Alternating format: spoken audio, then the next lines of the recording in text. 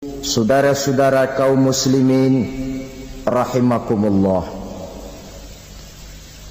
kita menyaksikan peristiwa-peristiwa yang memilukan dan memalukan. PHK terjadi di mana-mana, pengangguran meningkat, harga-harga membumbung tinggi, daya beli rakyat semakin lemah. Sementara di bidang politik, kejadian-kejadian memberikan indikasi bahwa persatuan dan kesatuan kita sebagai bangsa dewasa ini tengah berada dalam ujian yang berat. Pada jumpa kita kali ini, tanpa bermaksud untuk mencari kambing hitam dari bencana yang kita hadapi, saya ingin menyampaikan sebuah hadis yang diriwayatkan oleh Imam At-Tabarani dari Ibnu Abbas, bahwa Rasulullah sallallahu alaihi wasallam bersabda, khamsun bi khamsin, ada 5 perkara yang dapat menimbulkan 5 macam bencana. Mari kita renungi hadis ini satu demi satu sebagai bahan introspeksi buat kita semua dalam menghadapi bencana yang tengah berlaku sekarang ini.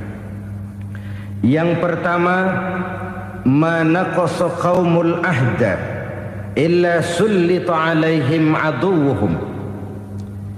Apabila suatu kaum sudah mengingkari janjinya, maka mereka pun akan dikuasai oleh musuh-musuh mereka. Sederhana saja nampak kalimat dalam hadis ini.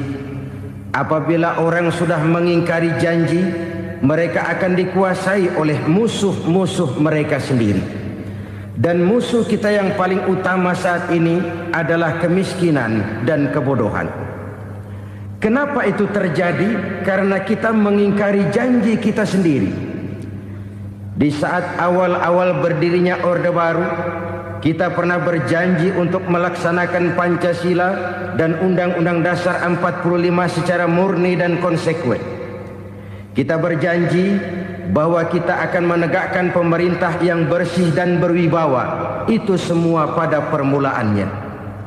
Waktu demi waktu berjalan, kita lupa dengan janji yang kita ucapkan itu.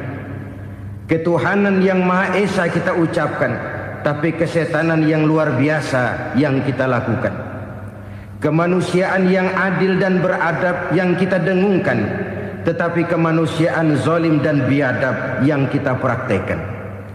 Sederhana saja saudara, hampir setiap pejabat pada posisi-posisi kunci, di awal-awal ia memangku jabatan itu, biasanya ia mengucapkan sumpah dengan lafaz demi Allah, bahwa dalam melaksanakan jabatan ini saya tidak akan menerima hadiah atau pemberian dalam bentuk apapun.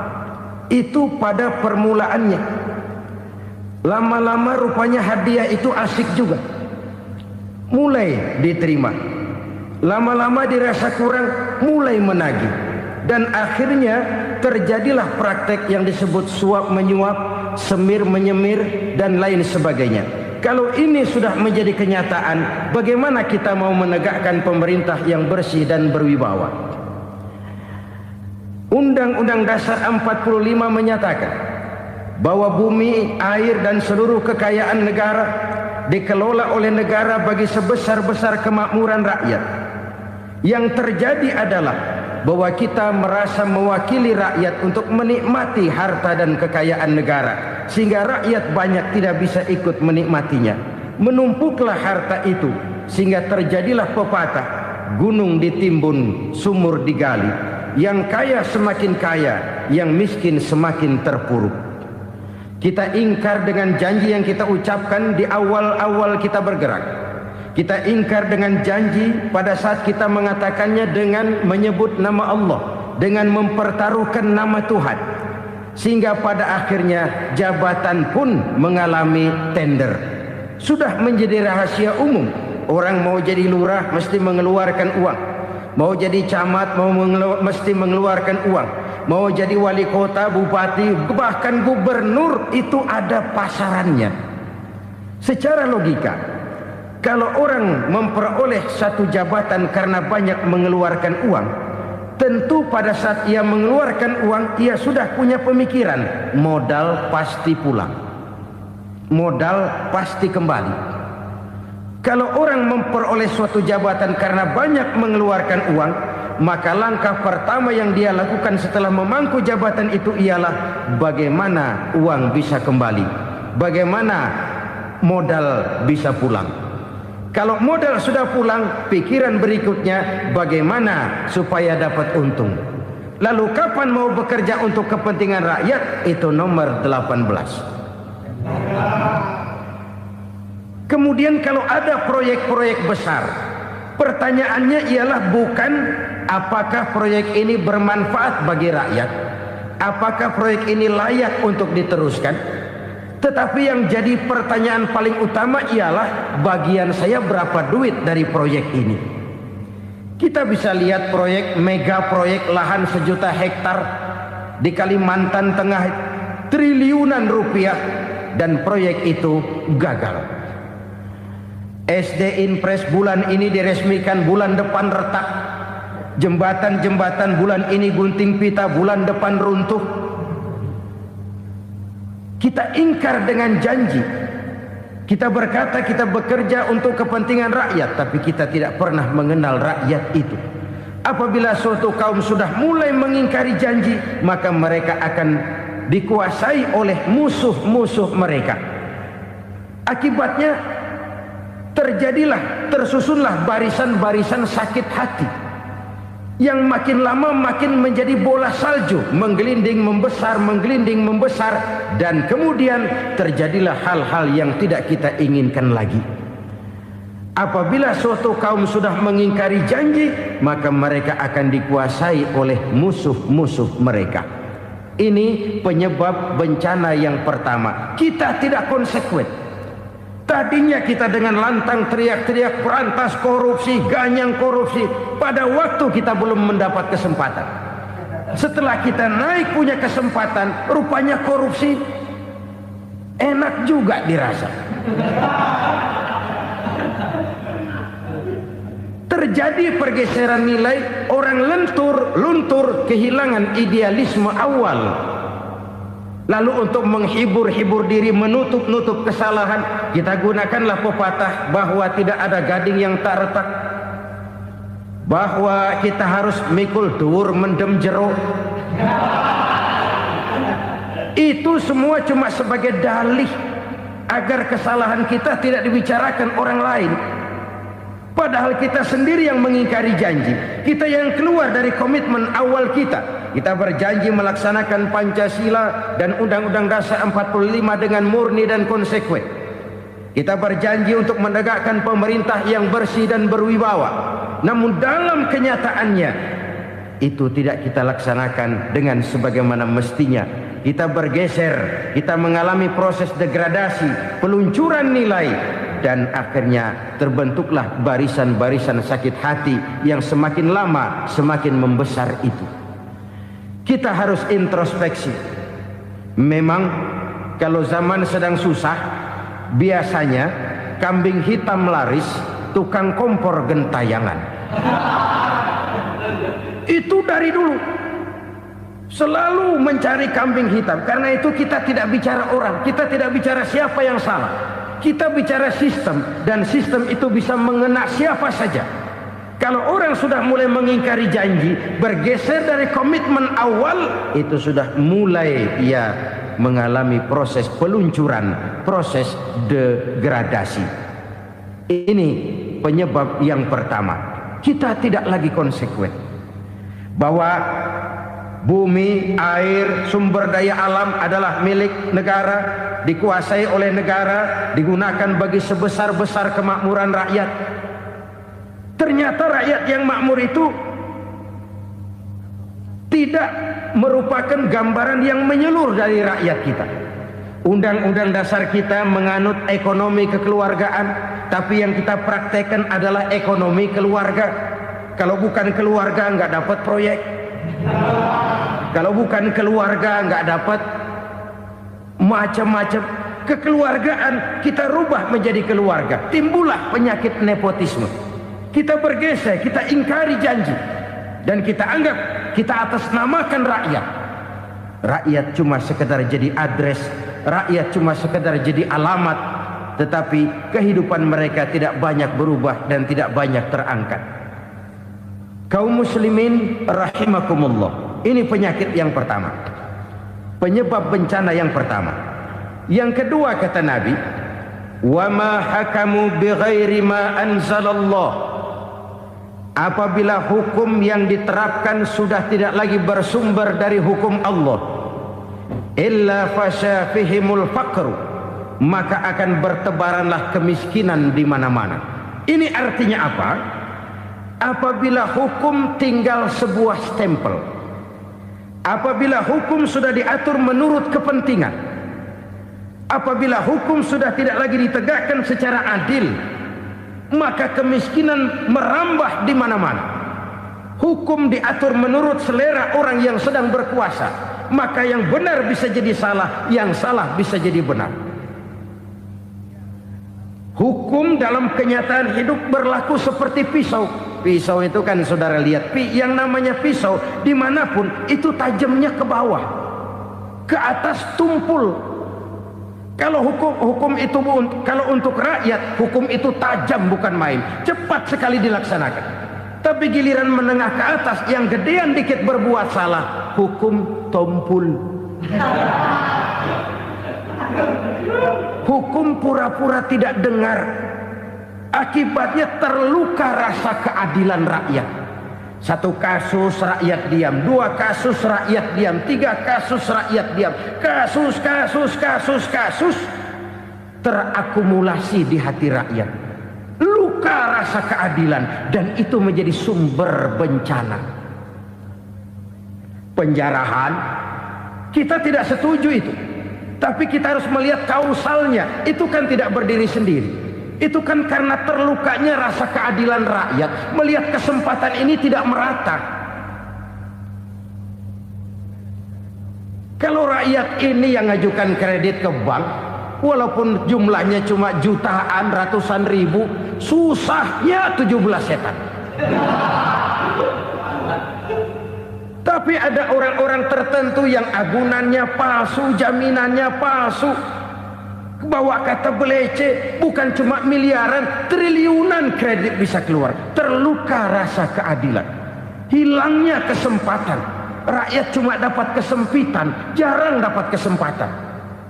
Dari lukanya rasa keadilan ini, memang ya entah lipstik, entah basa-basi, dibentuklah tim ini, dibentuklah badan pengawas ini, dibentuklah tim ini. Kalau membentur tahu, hancur tahu. Tapi kalau tim yang dibentuk membentur karang, bukan karangnya yang hancur biasanya, timnya yang bubar. Kenapa? Yang dibentur batu karang yang sangat keras. Kita main-main dengan hukum, kita tidak konsekuen dengan hukum. Luka rasa keadilan, dan itu terakumulasi.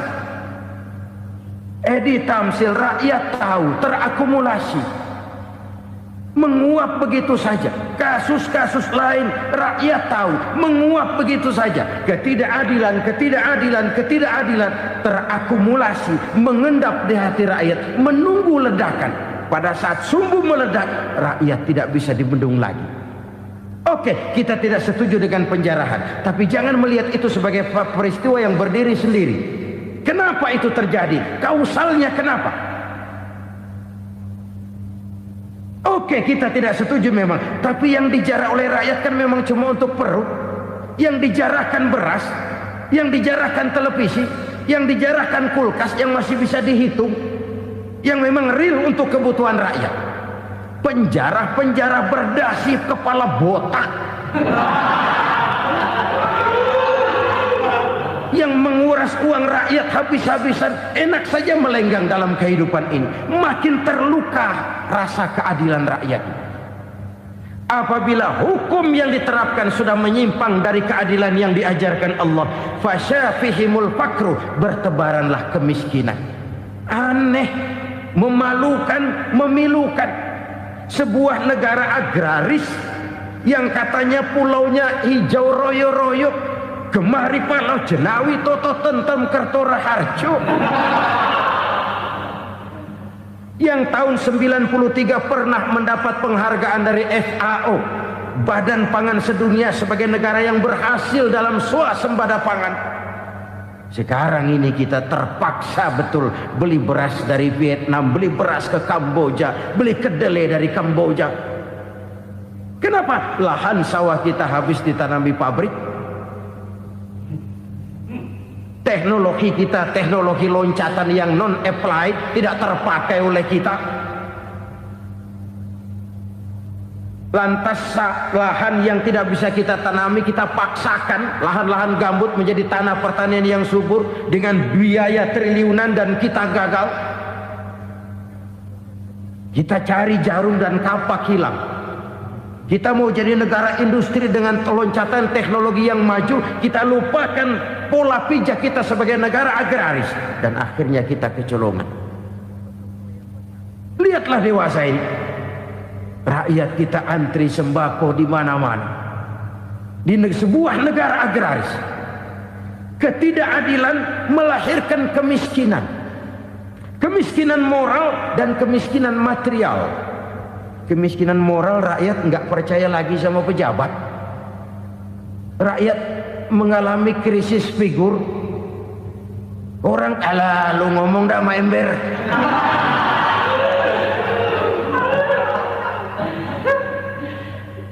Penataran yang menghabiskan biaya miliaran itu melahirkan pejabat-pejabat korup. Pengawasan yang menghabiskan biaya miliaran itu ternyata impoten, mandul. Kemiskinan moral. Jujur saya berkata, saudara-saudara, setelah pintu reformasi dibuka, itu yang masuk memang macam-macam. Ada yang memang punya tujuan murni, konsekuen dan punya konsep. Ada yang nunggu di tikungan, begitu mobil lewat nyamber pintu, berangkat ikut reformasi. Ada yang memanfaatkan momentum, mumpung, untuk nyampein unek-unek, ngerti nggak, pokoknya ngomong. Sehingga keadaan semakin rancu, kebingungan semakin menjadi-jadi, masalah yang paling urgen tidak terselesaikan. Sekarang ini orang berpikir mendingan jadi pala ular daripada jadi buntut macan. Buntut macan memang hebat macan, tapi kalau buntutnya cuma ugel-ugel di belakang buat apa? Mendingan jadi pala ular, kecil juga nyaplok. Artinya ya biar kecil juga kalau punya partai kan gagah. Lalu rame-rame bikin partai kayak bikin arisan. Orang makin mengalami dislokasi. Semua mau jadi pahlawan, semua mau nomor satu, semua ngomong. Iya kalau bidangnya, kalau bukan makin rancu. Marilah lewat kesempatan ini saya mengajak kita untuk tahu diri. Biarkan politisi ngomong politik, biarkan ekonom menata ekonomi, biarkan praktisi bicara soal hukum, biarkan rakyat munajat, istighfar, mohon pertolongan Allah. Tahu diri kita. Kalau memang ayam, kukuruyuk aja dah. Kalau memang kucing, ayo ngeong. Kalau kambing, silahkan ngembe. Udah tahu ayam, ngeong bunyinya. Suaranya palas, orang nggak ngerti, bingung, makin menjadi-jadi.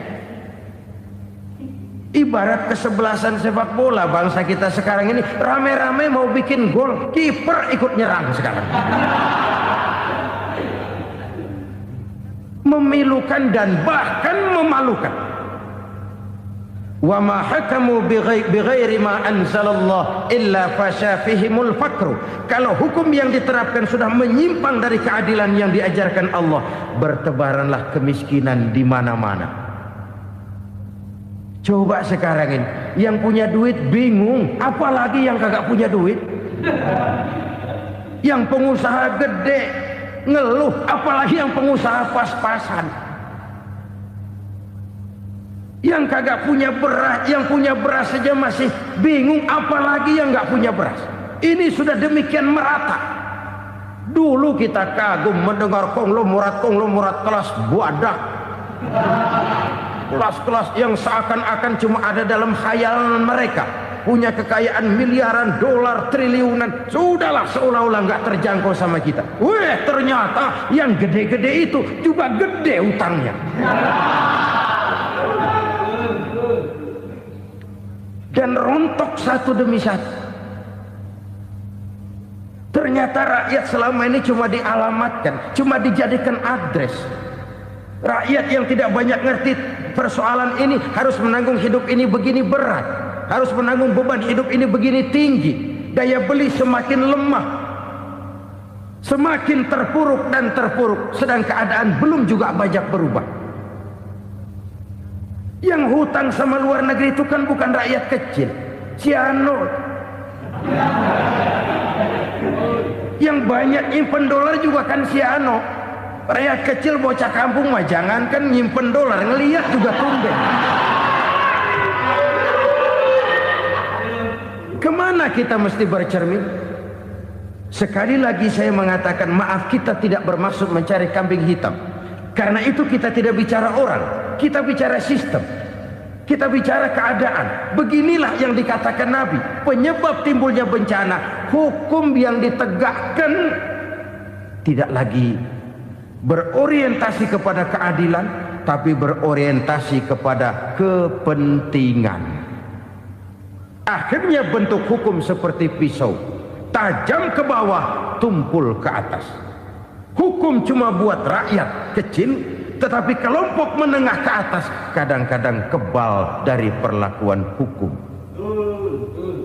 Maka bertebaranlah kemiskinan. Iya, kemiskinan moral berupa lukanya rasa keadilan. Kalau rasa keadilan terluka, orang kan nunggu kesempatan, saudara. Iya, dia nggak bisa ngomong. Iya, dia nggak sanggup action. Iya, dia nggak bisa tunjuk rasa, tapi hatinya kan, kapan ada kesempatan, kapan ada waktu, tunggu. Hatinya mesti begitu. Sehingga begitu ada kesempatan, terjadilah hal-hal yang tidak terhindarkan. Dan itu ekses, bukan reformasi. Jangan seperti sebuah dialog saya dengan seorang abang beca. Saya bertanya, bang, iya, abang tahu nggak reformasi? Tahu, Ustadz. Apa? Pembakaran. Terus penjarahan, lalu perkosaan. Itu reformasi. Itu yang saya lihat. Nah, itu yang dia lihat. Saya tentu tidak menyalahkan abang beca kita, karena memang itu yang dia lihat dan sejauh itu wawasannya. Tapi ini indikasi bahwa banyak rakyat kita yang belum bisa menggunakan kebebasan secara bertanggung jawab. Padahal kebebasan tanpa tanggung jawab tirani. Sebuah contoh gampang-gampangan. Saya beli radio, saya setel di kamar saya, lalu saya bilang, ini radio gue. Yang beli gue, pakai duit gue setel di kamar gue, sekeras-kerasnya, gak ada urusan sama orang lain. Itu kata saya. Tetapi tetangga saya sebelah rumah kan boleh juga ngomong begitu. Kata tetangga saya, ini mata gue, yang ngantuk gue tidur di kamar gue. Kenapa suara radio lu nyampe kemari? Artinya apa ini? Kebebasan saya nyetel radio dibatasi oleh kebebasan tetangga saya yang mau tidur. Tidak ada kebebasan mutlak. Kebebasan mutlak tanpa tanggung jawab kembali akan melahirkan tirani, kembali akan melahirkan pemaksaan kehendak. Dan itu lagi-lagi bukan demokrasi. Saudara-saudara kaum muslimin rahimakumullah. Ini penyakit yang kedua, lukanya rasa keadilan, terutama di kalangan rakyat kecil. Itu mengendap menjadi akumulasi dan menunggu giliran kapan bisa dimuntahkan.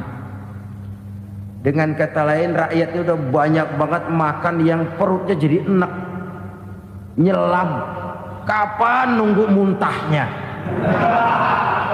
Udah begini banyak akumulasi yang mereka pendam di perut ini, sehingga ketika terjadi kesempatan itu sudah tidak terkendalikan lagi. Kita out of control. Saya tidak mentolerir sikap-sikap kekerasan. Bahkan saya lebih cenderung bahwa kalau di rumah kita banyak tikusnya, tikusnya saja racuni, jangan rumah dibakar. Bahwa ada korupsi, iya. Ada kolusi, memang. Ada nepotisme, tentu. Tetapi tikusnya saja racuni. Jangan rumah dibakar. Masa mau ngusir tikus bakar rumah? Tikusnya lari, tikusnya selamat, rumahnya ewes-ewes.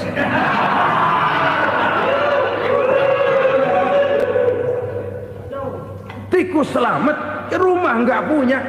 Masalah nggak terselesaikan dengan sebagaimana yang kita harapkan. Kita sepakat ini negara hukum, dan di hadapan hukum semua manusia itu sama. Itu prinsip yang diajarkan Allah.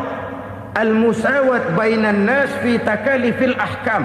Semua manusia sama dalam berhadapan dekat dengan hukum Allah Subhanahu wa taala.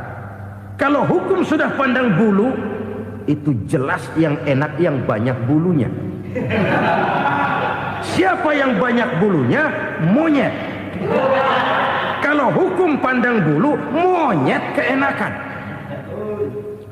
Saudara-saudara kaum muslimin rahimakumullah, introspeksi. Mari kita bercermin bagaimana perjalanan hukum selama ini.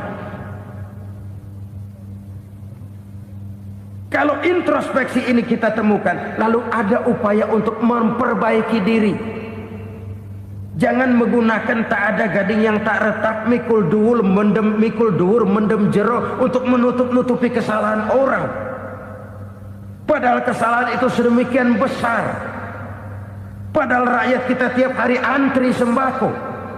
Ada yang sehari sekali makan, ada yang makan sudah bercampur tiwul, ada yang nasi sudah dicampur pisang, balik jadi orok lagi. Macam-macam upaya rakyat untuk menangsal perut ini.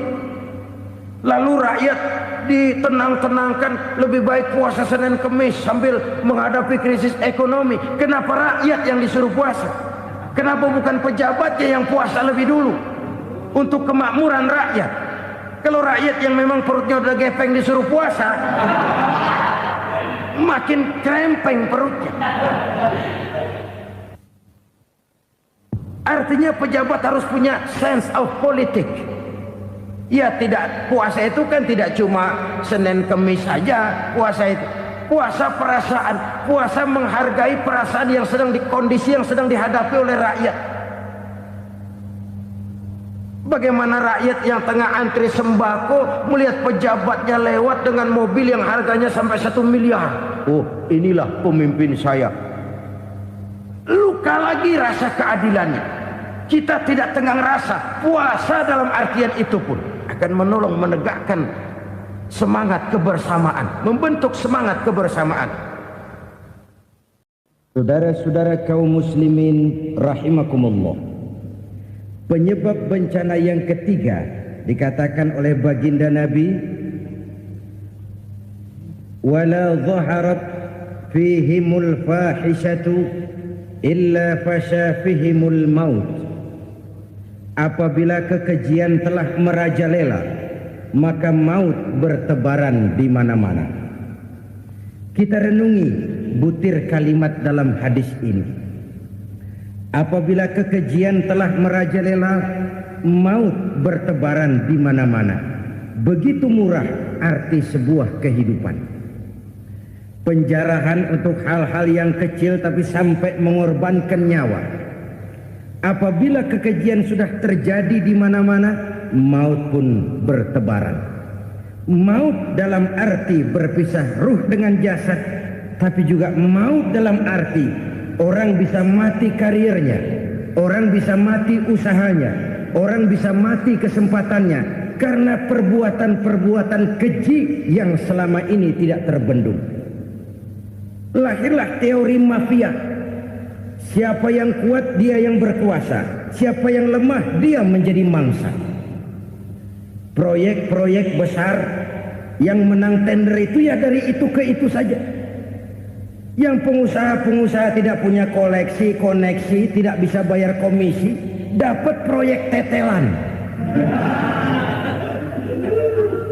Ada dagingnya, dikit namanya juga tetelan. Dagingnya sudah habis disantap oleh meja.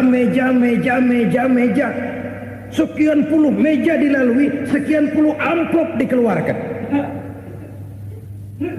Sehingga yang akhirnya ya tinggal tetelan itu tadi.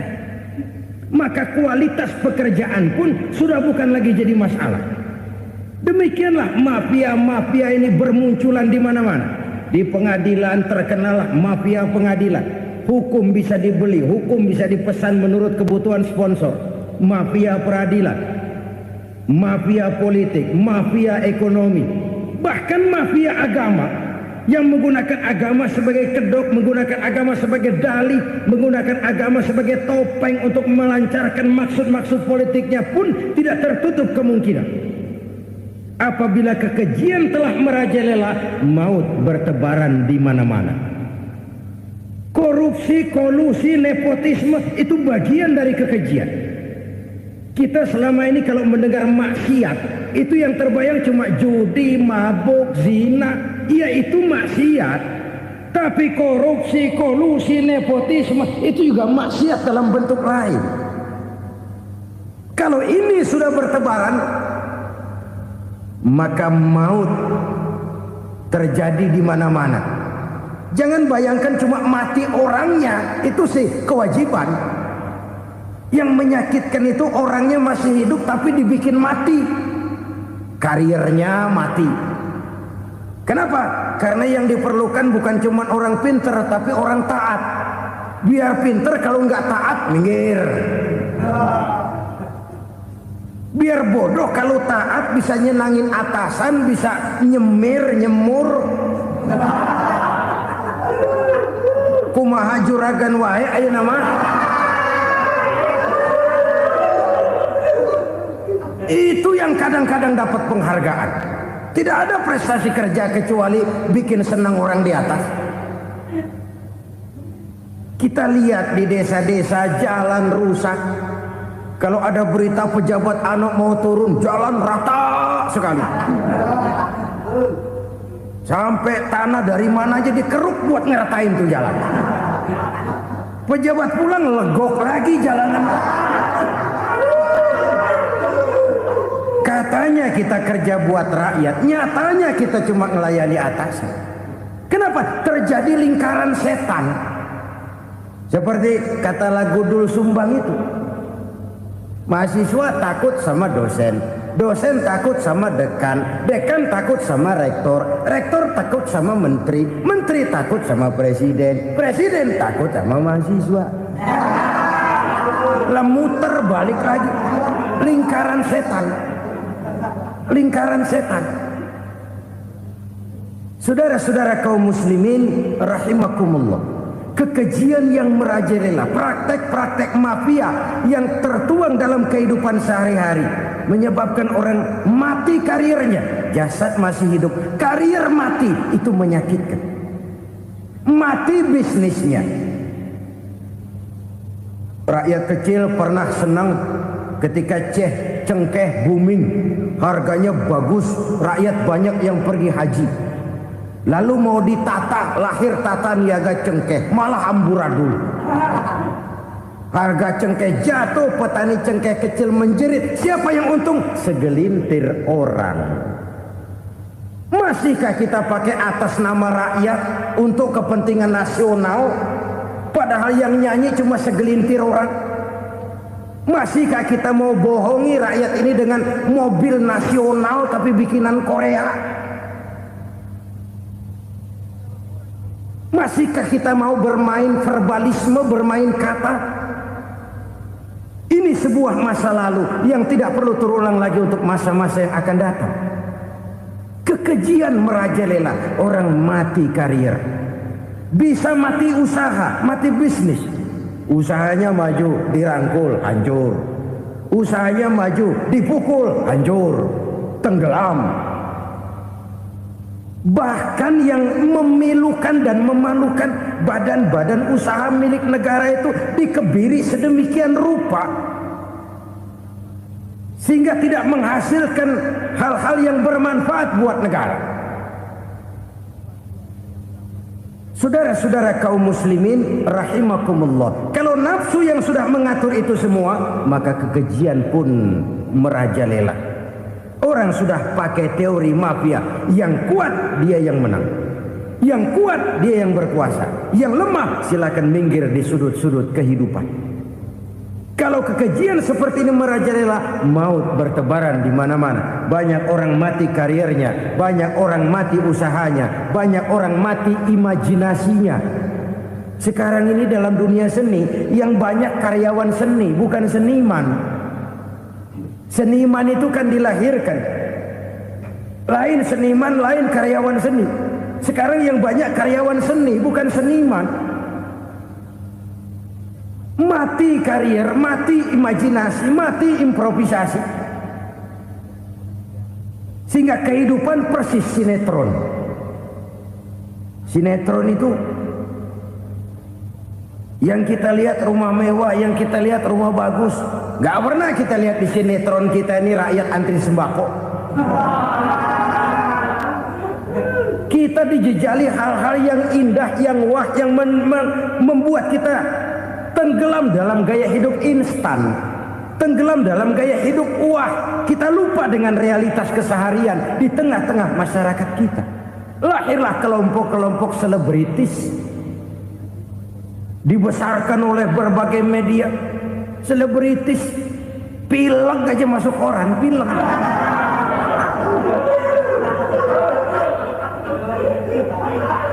Rakyat yang pingsan antri beras nggak masuk koran. Rakyat yang semaput antri minyak nggak masuk koran. Selebritis panok masuk koran.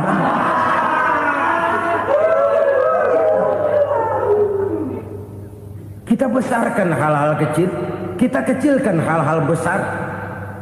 Kenapa? Kita mengejar oplah. Kita profit oriented, tidak lagi berorientasi kepada realitas hidup yang kita hadapi ini. Kalau kekejian sudah merajalela, kata Nabi, maka maut bertebaran di mana-mana. Maut dalam artian maut, coba lihat sekarang begitu murah nyawa. Karena 1000 perak orang mau nusuk bunuh. Karena beras seliter orang khilaf, begitu murah kehidupan. Tapi kekejian dalam bentuk korupsi, kolusi, nepotisme, kekejian dalam bentuk itu mematikan karier, mematikan bisnis, mematikan imajinasi, mematikan kreativitas. Itu juga maut dalam bentuk lain akibat kekejaman lain. Ini penyebab yang ketiga.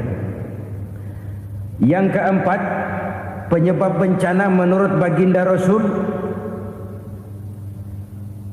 wala tuffiful mikyala illa muni'un nabat.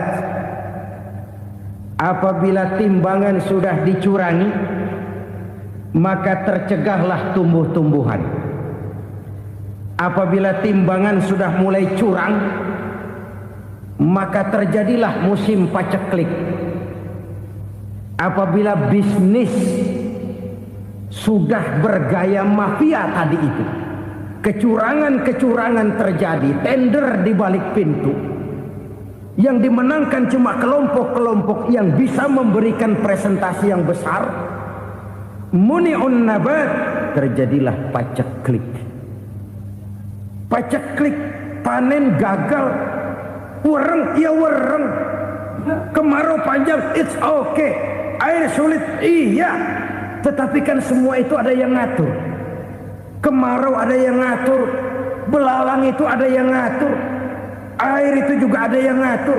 Yang ngatur itu yang serba maha. Kalau ia murka melihat kecurangan timbangan, Allah itu kalau murka kan gampang saja, tinggal komandoin balang, lang, hancurin tuh sawah. Konvoy belalang, konvoy. Allah tinggal ngutik angin El Nino. Mampir lo ke Indonesia, hujan nggak turun-turun, kemarau panjang. Jadi kalau musim kemarau kan namanya anginnya El Nino. Kalau musim hujan anginnya namanya La Nina. Cakep namanya, kejem orangnya. Saudara lihat Cina sekarang sedang kena La Nina, banjir besar, ribuan orang meninggal. Dia mah ribuan mati kagak berasa, rakyatnya miliaran. Bangladesh lagi ngalami La Nina, India lagi ngalami La Nina. Angin, hujan, kemarau, belalang itu kan ada yang ngendaliin. Kuncinya bukan di belalangnya, kuncinya bukan di peredaran matahari berputar, kuncinya di atas yang mengatur semua itu. Kalau timbangan sudah mulai curang, pengusaha sudah nggak mau jujur, apa nggak bikin perut jadi mual? Begitu rakyat antri sembako pingsan nggak dapat beras, sementara beras ditumpuk-tumpuk sampai membusuk. Kemana hati nuraninya? Kemana akal pikirannya? Kemana mereka yang berbuat atas nama rakyat tapi melihat rakyat susah tidak tergerak hatinya? Apabila timbangan sudah mulai dicurangi, bisnis sudah mulai melenceng, maka terjadilah paceklik. Sebuah negara yang berhasil dalam swasembada pangan, lalu sekarang menjadi negara yang rakyatnya antri untuk memperoleh kebutuhan pangan. Saudara-saudara kaum muslimin rahimakumullah, ini intinya adalah kecurangan. Kalau kecurangan sudah terjadi di mana-mana, dan ini milik siapa saja, bukan soal tempat, bukan soal jabatan, soal manusianya, SDM-nya. Kecurangan tidak cuma terjadi di kantor, di masjid bisa terjadi kecurangan.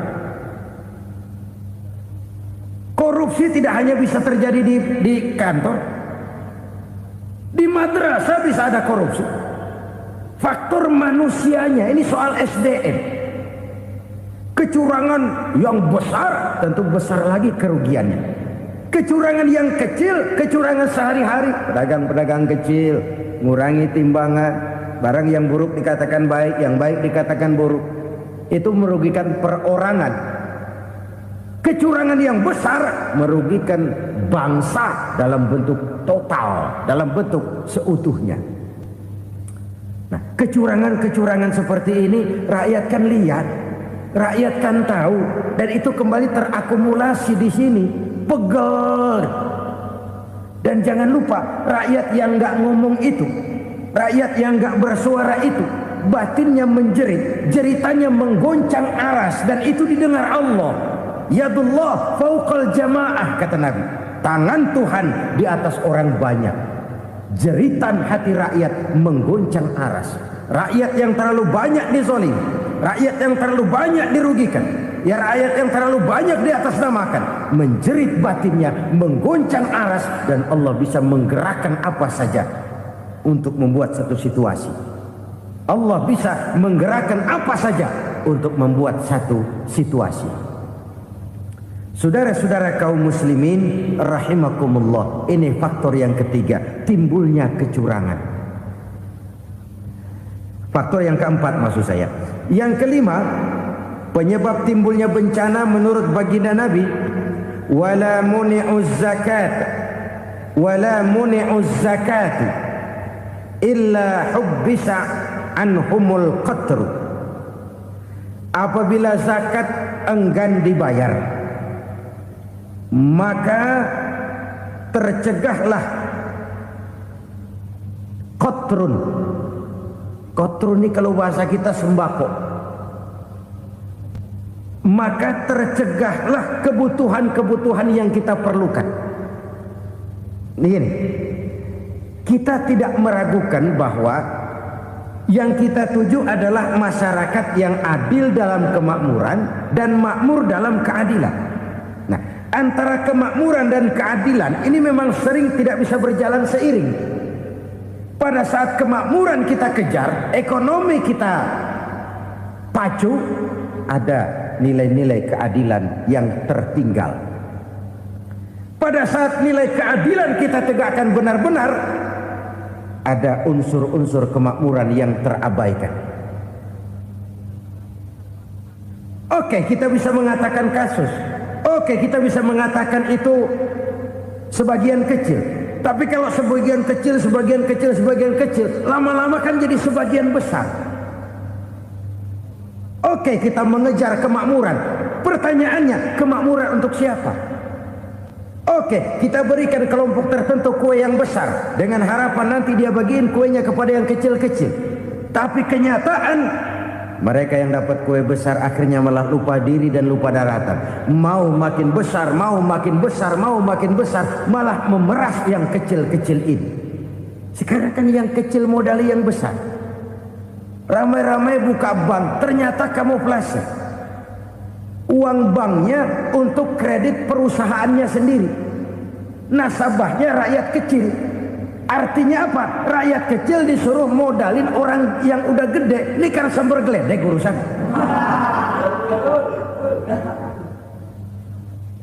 Ini kan permainan apa lagi? Rakyat kecil suruh modali yang gede. Nasabahnya rakyat kecil, kumpulkan uangnya di bank, kucurkan kredit kepada perusahaannya sendiri. Bukankah itu rakyat kecil suruh modali yang gede? Sudah begitu kejamkah kita untuk meraih keuntungan dengan mengorbankan orang kecil ini? Sudah tidak bicara lagi kah nurani kita melihat penderitaan orang yang semakin susah ini?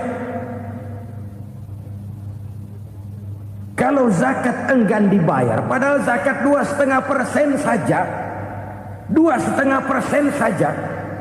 Kalau itu pun enggan, kalau zakat saja enggan, bagaimana pula yang namanya sedekah, bagaimana pula yang namanya infak, bagaimana pula yang namanya santunan, bantuan. Kadang-kadang lipstick nyumbang si nyumbang, cuman nyolongnya lebih gede. Ini namanya sumbangan lipstick. Buat lipstick itu kan buat ngumpetin bibir pucat. Itu fungsi utama lipstick. Buat ngumpetin korupsinya, nyumbang kegiatan-kegiatan sosial. Tapi yang dia korup lebih gede dari yang dia sumbangin. Lipstick kamuflase. Nepu kata anak sekarang.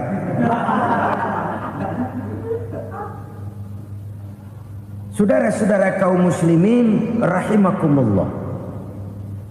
Demikian berat kewajiban zakat ini sampai di zaman Sayyidina Abu Bakar pernah keluar komando perangi orang yang enggan membayar zakat. Perangi.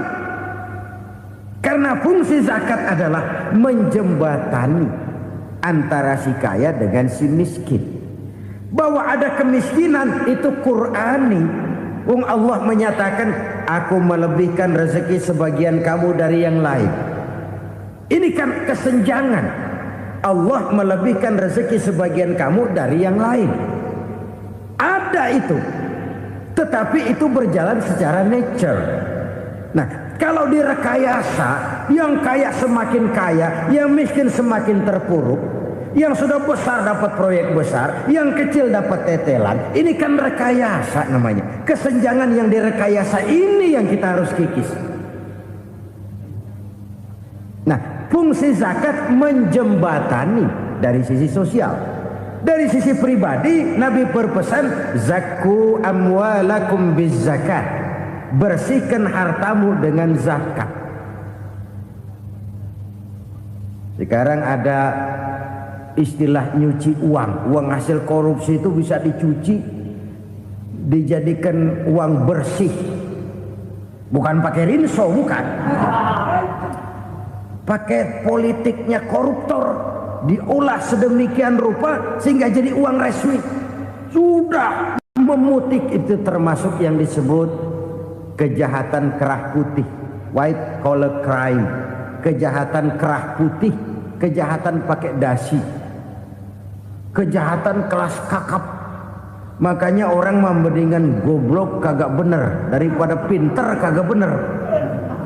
Goblok kagak bener itu gampang ngurusinnya. Pinter kagak bener, ini yang berabe bener ngurusinnya.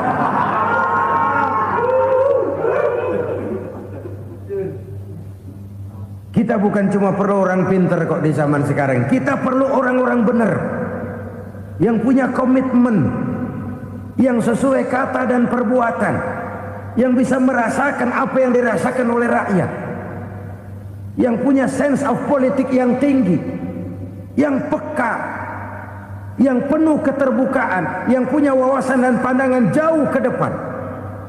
Dari sisi pribadi, zakat itu membersihkan harta kita. Ya, dia tercampur dengan yang subuhat, dia bahkan mungkin tercampur dengan sedikit-sedikit yang haram. Itu zakku amwalakum biz zakat. Bersihkan hartamu dengan zakat itu. Pada sisi sosial ia menjembatani, pada sisi pribadi ia membersihkan harta kita. Karena itu kalau kita minta berdoa minta rezeki, syarat rezeki itu halalan thayyiban wasi'an. Nggak pernah kurang dari 3 itu. Halal, bagus, banyak. Halal, bagus, tapi sedikit, susah ngaturnya. Halal, banyak, tapi kurang bagus. Buat apaan? Bagus, banyak, tapi haram. Enggak ada artinya.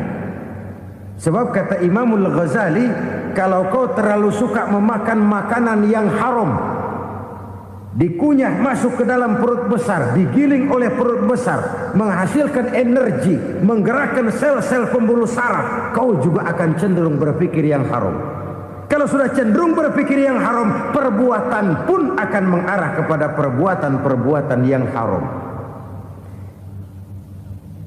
Dulu waktu kelompok Jimbaran 200 konglomerat Indonesia kumpul dihimbau supaya sekian persen kasih pengusaha-pengusaha lemah. Itu kan cuma sekedar belas kasihan, tidak banyak menolong keadaan. Dan bukan itu yang diperlukan pengusaha-pengusaha kecil. Yang diperlukan adalah berikan kami kesempatan seperti mereka dapat kesempatan. Berikan kami peluang seperti mereka juga dikasih peluang. Kalau cuma dikasih 100 juta, 200 juta hari ini, usaha kami nggak ada prospeknya, peluang kagak ada, kan sama juga bohong. Diceburin ke kali, disuruh berenang, tangan diikat, mendingan mampusin ketahuan. Ayo berenang, berlomba, tangan diikat, kaki diikat. Sama saja nyuruh mati. Jadi jangan kasih ikannya, kasih kailnya. Yang diperlukan pengusaha kecil menengah ke bawah itu bukan cuma sekedar belas kasih dari konglomerat-konglomerat besar. Berikan kami peluang seperti mereka juga dapat peluang. Berikan kami kesempatan seperti mereka dapat kesempatan. Berikan kami kredit dengan kemudahan seperti mereka juga kalau minta kredit begitu mudahnya. Menciptakan peluang dan kesempatan, pemerataan, bukan menciptakan manusia Indonesia dengan standar ekonomi yang sama. Semua rumahnya harus sama, semua punya mobil. Itu sih kebersamaan bebek. Bebek, coba lihat bebek, satu ngalor semua, satu ngidul semua. Kebersamaan bukan itu. Kebersamaan adalah menciptakan peluang. Kalau yang kaya bisa semakin kaya, kenapa yang miskin tidak bisa ikut naik jadi sedikit kaya? Kalau pengusaha yang sudah kuat bisa bertambah menjadi kuat dengan proyek mega proyek, kenapa yang menengah tidak bisa ikut menjadi kuat? Dan kenapa kekejian itu merajalela? Kita dengar lewat berita-berita PLN tekor, PLN utang. Kenapa? Dia beli listrik dari swasta yang belinya lebih mahal daripada penjualannya. Artinya dia beli itu listrik dari perusahaan listrik swasta, dia jual kepada rakyat lagi. Harga jualnya lebih murah daripada dia beli kepada swasta. Kenapa? Ada tekanan lagi tuh. Biasa siklus lagi. Hukum Boyle. Atas neken, paling bawah gepeng. Ya kita nih rakyat kecil, emang nasibnya gepeng terus.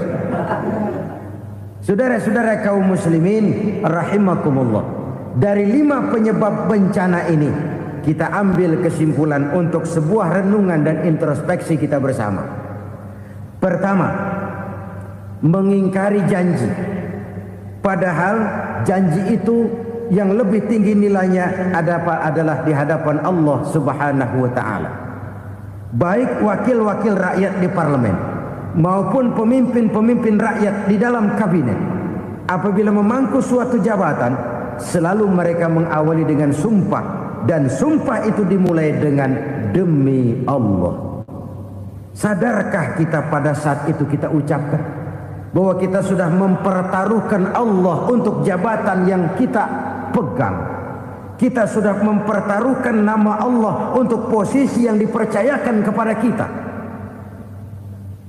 Sadarkah kita bahwa menyia-nyiakan itu satu dosa yang sangat besar, yang tidak hanya kepada Allah tetapi juga kepada rakyat yang kita wakili, kepada rakyat yang kita pimpin. Cukuplah sudah rakyat dijadikan adres, umat dijadikan alamat sebagai numpang. Marilah kita kembali kepada komitmen awal dengan jujur kepada janji kita sendiri. Lalu yang kedua, kekejian, baik berupa korupsi, kolusi, nepotisme, dan perbuatan-perbuatan lain akan melahirkan kemiskinan. Kekurangan pangan bukan satu-satunya yang menyebabkan rakyat menderita. Lukanya rasa keadilan terakumulasi di hati rakyat, dan jeritan hati rakyat mengguncang aras. Kalau Allah murka, Allah bisa melakukan apa saja untuk menciptakan suatu kondisi. Faktor yang ketiga adalah praktek mafia menebarkan maut, baik orang yang mati jasad dan rohaninya maupun orang yang mati karirnya, mati kejujurannya, mati usahanya, mati imajinasinya. Hilang kreativitas kita sebagai bangsa. Faktor yang keempat, kecurangan-kecurangan di bidang usaha, di bidang tender, mengandalkan menjual kekuasaan. Dan memang repot kalau penguasa jadi pengusaha. Mau atau tidak mau, kebijakan-kebijakan kekuasaannya akan memperkuat jaring-jaring usahanya. Dan pada saat itu objektivitas sulit ditemukan lagi. Lalu yang kelima, keengganan membayar zakat, menumpuknya kekayaan negara pada kelompok-kelompok tertentu. Ini akan melahirkan paceklik yang berkepanjangan. Menumpuknya kekayaan dan harta negara pada kelompok-kelompok tertentu akan melahirkan paceklik dan kemiskinan yang berkepanjangan. Marilah kita sadar, marilah kita merenung bahwa keengganan kita membayar zakat, menciptakan pemerataan, pada akhirnya akan menjadi musibah buat kita semua. Saudara-saudara kaum muslimin rahimakumullah, sekian dulu jumpa kita kali ini. Mudah-mudahan yang saya sampaikan dari hadis riwayat Imam Tabrani ini menjadi bahan introspeksi buat kita semua. Tidak akan seorang muslim jatuh dua kali di tempat yang sama. Semua merupakan pelajaran untuk kita jadikan introspeksi guna menata hari esok yang lebih baik daripada hari ini. Reformasi harus terus berlanjut. Tidak bisa dan tidak perlu dikendalikan, tapi harus tetap dengan landasan akhlakul karimah sesuai dengan budaya kita sebagai bangsa. Terima kasih atas perhatian saudara. Mohon maaf atas segala kekurangan. Jumpa lagi lain kesempatan insyaallah. Usikum wa nafsi bitaqwallah. Wassalamualaikum warahmatullahi wabarakatuh.